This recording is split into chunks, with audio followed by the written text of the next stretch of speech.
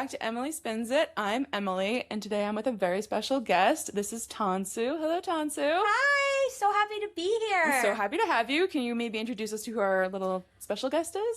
This is Maggie. She is our tripod girly, and she's the best girl in the world. She is the best girl in the world. We all had to pay the cheese tax when we came in, but she's the most precious thing. She is. She's a good girl. We're both happy to have you guys here today.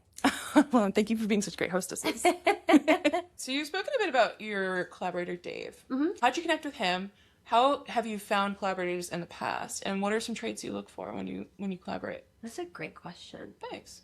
So Dave is someone who I work with the most. I also have another collaborator. His name is Lars Viola. Mm-hmm. He lives out in Brooklyn.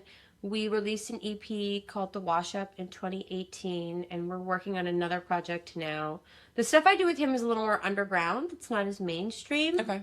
But I find it to be all the more special for it. And something I look for when working with a partner, whether it be Lars, whether it be Dave, whether it be someone new, is someone who makes me feel good about myself. Okay.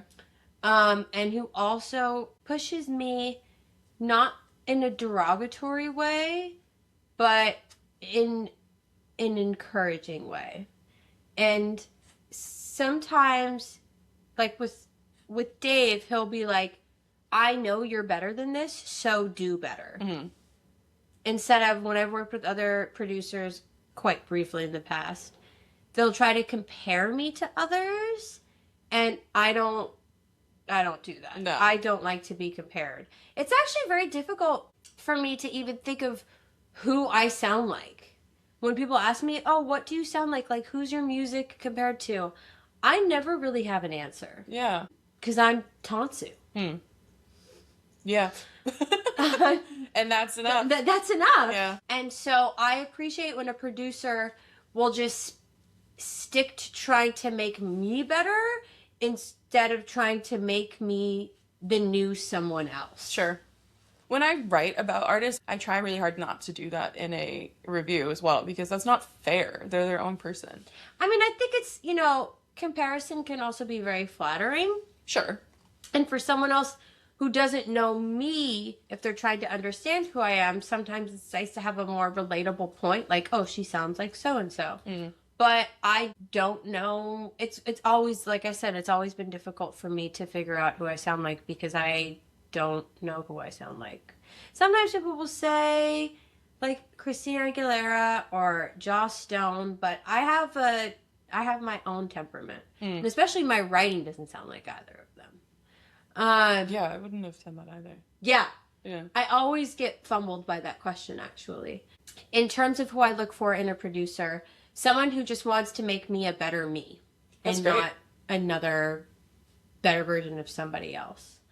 I also like to work with people who I admire. Lars, my collaborator out in Brooklyn, produces his own beats and is also a rapper, and he has an amazing tone. I've worked with many other artists, and truthfully, I don't like being put on a record with someone whose sound I don't appreciate. Okay, that's fair. So sorry. That's all right. Like, if I don't want to listen to the song, I wouldn't want to be featured on it. I don't think that's an unfair way to feel. Right. And that goes the same for Dave, who I always admire his ear when it comes to production. And it makes me actually quite excited when we're writing together and we'll be working on the percussion and I'll start to hear a hi-hat and he's already on it.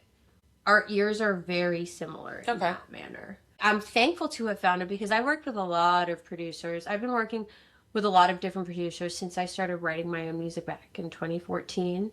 And I feel like I found a certain stride with who I work with today. 'Cause hot girls always win. Thanks for listening to Emily Spins It, presented by the Indie Music Network and Not Dead Yet Media. This episode was produced by Heather DeArmas and edited by me, Emily Mills. Our intro and outro music is Hot Girls Always Win by Really Blonde. If you've enjoyed the episode, please support the podcast by sharing, subscribing, and leaving a review. You can also follow the show on Instagram and YouTube at Emily Spins It. For more shows about breaking through the noise, head over to the Indie Music Network podcast. If you have questions or feedback, contact us at notdeadyetmedia.com/contact.